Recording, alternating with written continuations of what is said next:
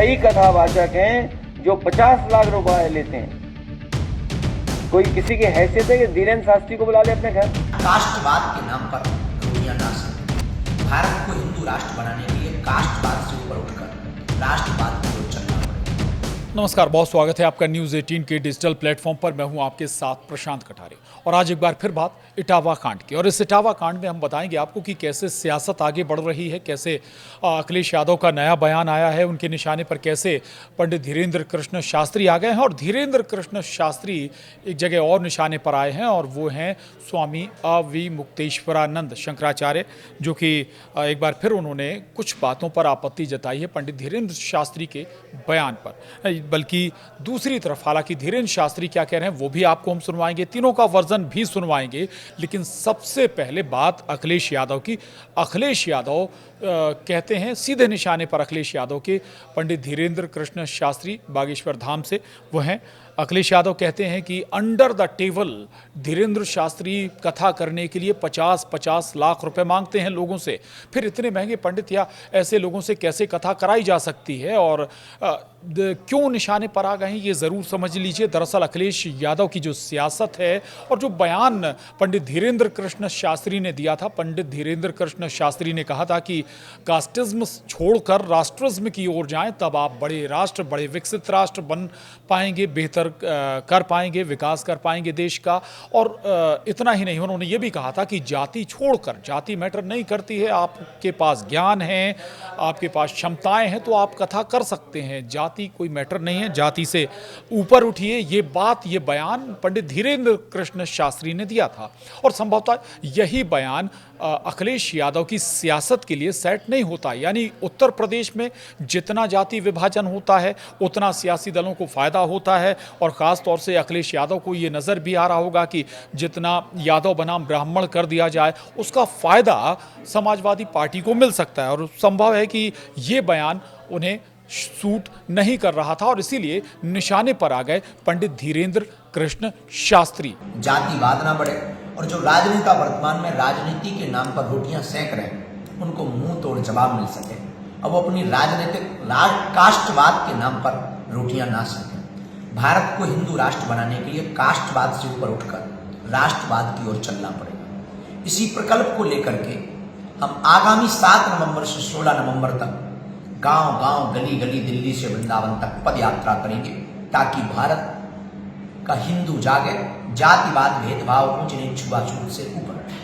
इसके बाद एक और बयान का जिक्र कर लेते हैं, वो है शंकराचार्य स्वामी अविमुक्तेश्वरानंद का। स्वामी अविमुक्तेश्वरानंद से जब ये सवाल किया गया कि अखिलेश यादव कहते हैं कि धीरेन्द्र शास्त्री 50 लाख रुपए लेते हैं कथा करने के, तो उन्होंने कहा कि मुझे पता नहीं। लेकिन एक और बयान जिस पर उन्होंने पंडित धीरेन्द्र कृष्ण शास्त्री के बयान पर आपत्ति जताई। दरअसल पंडित धीरेन्द्र कृष्ण शास्त्री बाहर कथा करने गए थे देश के बाहर, तब उन्होंने 50,000 रुपये की एक जैकेट पहनी थी। उस पर उन्होंने कहा था कि वो पहनेंगे, क्यों नहीं पहनेंगे, और इससे भी ज़्यादा महंगी वो जैकेट पहनेंगे। इस पर ज़रूर अविमुक्तेश्वरानंद ने कहा है कि जो आपको दान में मिलता है उससे जो कुछ आप पहन लेते हैं वो आप, उस पर कोई आपत्ति नहीं, लेकिन आप ये दावा मत करिए कि आप इससे भी महंगा पहनेंगे। दूसरा, दान पर ज़रूर उन्होंने कहा कि दान दक्षिणा ब्राह्मण का अधिकार होता है, या ब्राह्मण या जो भी कथा करता है उसका अधिकार होता है, उसे वो दक्षिणा में मिलती है जिससे वो अपना जीवन यापन करता है। हम धार्मिकों की एक समस्या है जिसको हम ही लोग समझ पाते हैं, दूसरा नहीं समझ सकता। और वो समस्या ये है कि लोग दूर से हमको देखते हैं। कभी हमारे आश्रम में आप आएंगी तो हलवा, पूरी और कचौरी और कई व्यंजन बने दिखाई देंगे और आप उसको भोजन करके जाएंगे कि ये देखो माल काट रहे हैं। लेकिन किसी दिन हम लोग भूखे भी रहते हैं, किसी दिन सत्तू पी करके ही रह जाते हैं, उसको कोई नहीं देखता है, ना उसकी चर्चा करता है। तो ऐसा होता है कि देने वाला जो कुछ दे देता है उसका उपभोग करते हैं। तो जैसा कि हमने सुना, उन्होंने कहा कि हमको यही चढ़ गया, किसी ने चढ़ा दिया तो वही पहन रहे हैं। हाँ, उनकी एक बात ज़रूर गलत थी, उन्होंने ये कहा कि मैं आगे और ज़्यादा कीमत का पहनूंगा। तो ये उनको नहीं कहना चाहिए, क्योंकि आप कहाँ से कीमत का पहनेंगे, आपके पास तो कुछ होना नहीं चाहिए। जो चढ़ गया है उसको आप पहन रहे हैं, उसमें हमें खराबी नहीं है, फेंक थोड़े देंगे उठा करके।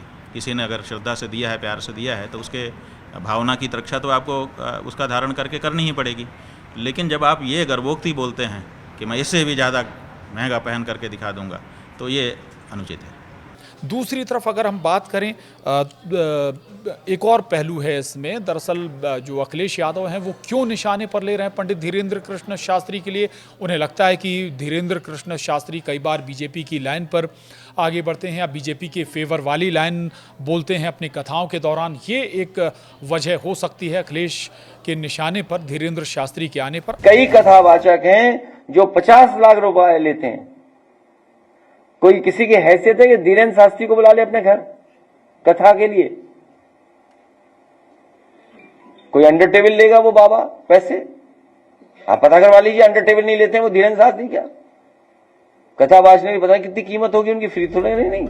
आपको ये भी याद दिला दें, प्रधानमंत्री नरेंद्र मोदी भी बागेश्वर धाम पहुंचे थे और उन्होंने एक लाइन भी दोहराई थी। उन्होंने कहा था कि वो पंडित धीरेन्द्र कृष्ण शास्त्री की जब शादी होगी तो उसमें ज़रूर आएंगे। और एक चीज़ और जो यहाँ पर महत्वपूर्ण है वो ये है कि दरअसल जो ये कांड हुआ या कहें कि इटावा कांड हुआ, उसमें सियासत के लिए बहुत कुछ खाना पानी मिल गया या कहें कि मसाला मिल गया।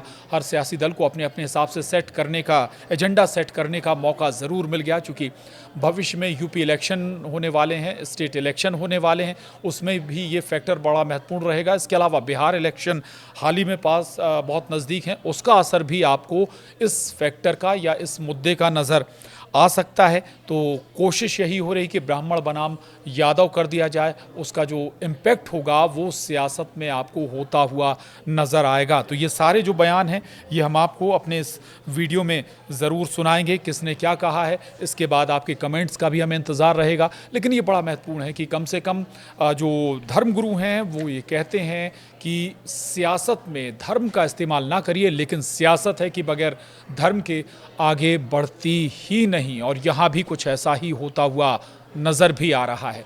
आपको सारे, चाहे अखिलेश यादव का बयान है या पंडित धीरेन्द्र कृष्ण शास्त्री का बयान है या वी मुक्तेश्वरानंद का बयान है, वो भी आपने इस वीडियो में सुन लिए होंगे। उन बयान के आधार पर आपकी राय ज़रूर, उसका इंतज़ार रहेगा। आज के लिए इतना ही, नमस्कार।